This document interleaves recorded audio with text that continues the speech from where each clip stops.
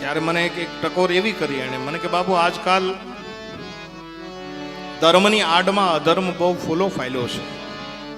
અને એને મને બહુ એક સારી વાત કરી મને કે આજકાલ અમુક ધર્મના લોકો પાણી 100 ગણે ગાળીને પીવે અને લોહી સીધું પીવે. આવું છે. ધર્મ એટલે શું? ધર્મ કોને કહેવાય? જે રામાયણ મને તમને ધર્મ શીખવાડે છે, ધર્મના રસ્તે ચાલતા શીખવાડે છે.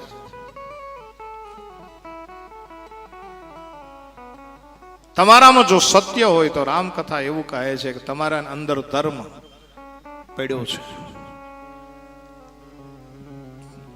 તમારી અંદર માનવતા હોય તો વિવેકાનંદના શબ્દોમાં કહું તો એવું કહી શકાય કે તમારી અંદર ધર્મ પડ્યો છે. સાયકલ લઈને કોઈ માણસ જાતો હોય ને હળવેક નારાનો પડી જાય, જો દાંત આવે હસવું આવે તો સમજી લેવાનું કે હજી આપણે ધાર્મિક નથી. પણ એ જ પડેલા માણસને જો ઊભો કરવાની ભાવના થાય તો સમજી લેવાનું કે આપણામાં ધર્મ બારોબાર પીડ્યો છે. બસ પડેલા માણસને ઊભો કરી દો એ આપણો ધર્મ. આપણી અંદર માનવતા કેળવાય એ આપણો ધર્મ. સદગુરુ ભગવંત સાધુ એમને સેવવાનું મન થાય એ આપણો ધર્મ. અરે મને કહેવા દો,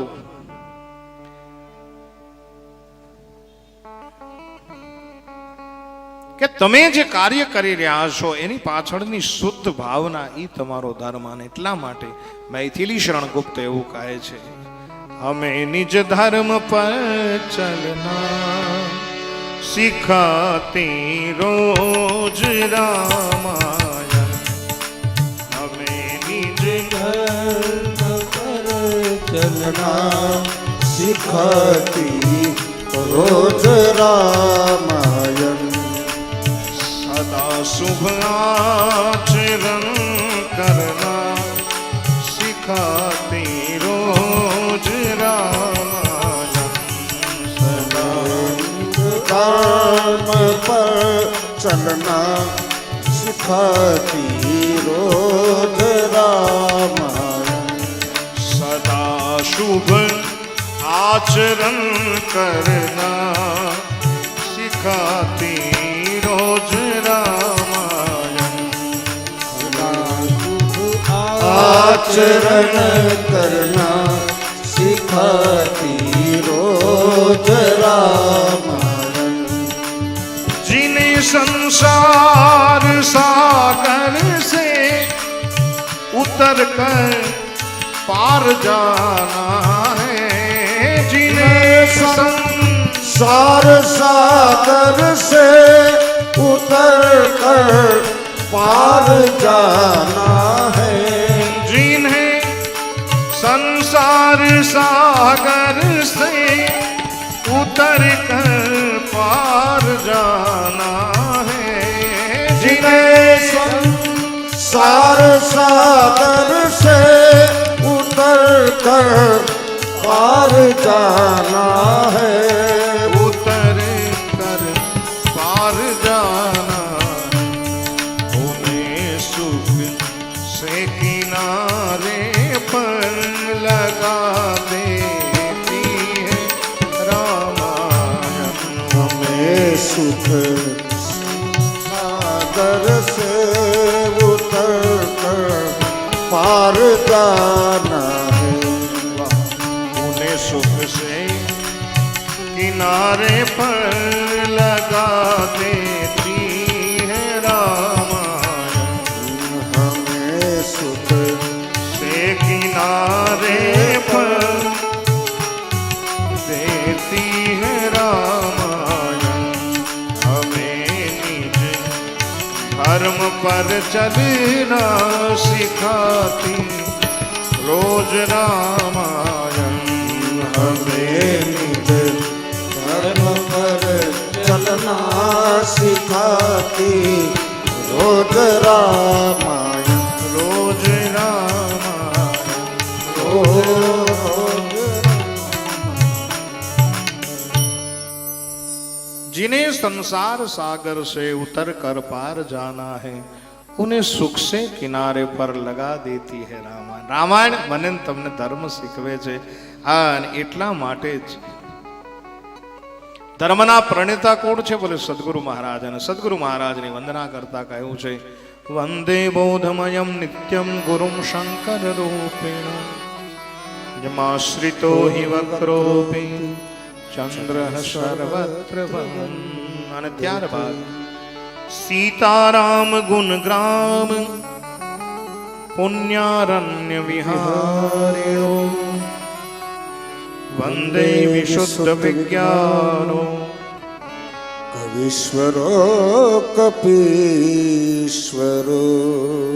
તુલસીદાસજી મહારાજ વંદના પ્રકરણમાં એવું કહે છે કે સર્વપ્રથમ હું ગણપતિની વંદના કરું, ત્યારબાદ ભવાની અને શંકરની વંદના, ત્યારબાદ ગુરુની વંદના, ત્યારબાદ બે વંદના આવી છે. કોની વંદના? બોલે કવીશ્વર અને કપીશ્વર. આ કવીશ્વર કોણ અને કપીશ્વર કોણ? આ કેવા છે? બોલે વંદે વિશુદ્ધ. આ બંને વિશુદ્ધ છે અને વિશેષ સ્વરૂપે જે વિજ્ઞાની છે. થોડી ધ્યાન से कथा को सुने मेरे भाई बहन. વિશુદ્ધ તો છે જ પણ વિજ્ઞાની છે. અને ભગવાન એવું કહે છે કે જ્ઞાની હિતે મોહી પ્રિય વિજ્ઞાની. જ્ઞાની કરતા મને વિજ્ઞાની માણસ વધારે પસંદ છે. અને એટલા માટે હું બે વંદના એક સાથે કરું, કવીશ્વર કપીશ્વર. કવીશ્વર અને કપીશ્વર. કવીશ્વર એટલે કોણ? બોલે કવીશ્વર એટલે આપણા આદિ કવિ વાલ્મીકી. मेरे भाई बहन, વાલ્મીકી મહારાજે રામચરિત માનસ ગ્રંથની રચના ક્યારે કરી? બોલે રામના આવતા પહેલા કરી. એટલે એક અર્થમાં મારે જો કહેવું હોય તો કહી શકાય કે રચના એટલી બધી ગજબની થઈ, રચના એટલી બધી જોરદાર થઈ કે ભગવાન આવ્યા પછી જેમ લખાણું એમ ભગવાન જીવા છે. આ વાલ્મીકી રામાયણ છે. એવા આદિકલ્પી વાલ્મીકીજીની વંદના કરી છે. અને ત્યારબાદ કપીશ્વર એટલે હનુમાનજી મહારાજની વંદના કરી. બड़े भाव और श्रद्धा के साथ एक बार बोलिए गोदड़िया हनुमानजी महाराज की जय. હનુમાનજી મહારાજની વંદના કરતા કહ્યું કે કેવા છે? બોલે કપીશ્વર છે.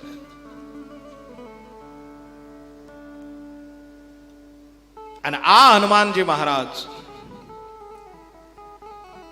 જેણે સાહેબ રામને ઋણી રાખી દીધા હોય. આ જગતમાં ઈશ્વરના ઋણમાં કોઈ દી કોઈ ન હોય, ઈશ્વર કોઈ દી કોઈના ઋણમાં ન હોય, પણ જગતની અંદર એક એવો જન્મોક સાહેબ એને રામને ઋણમાં રાખી દીધા. કવિ કાગ કે રામને ઋણી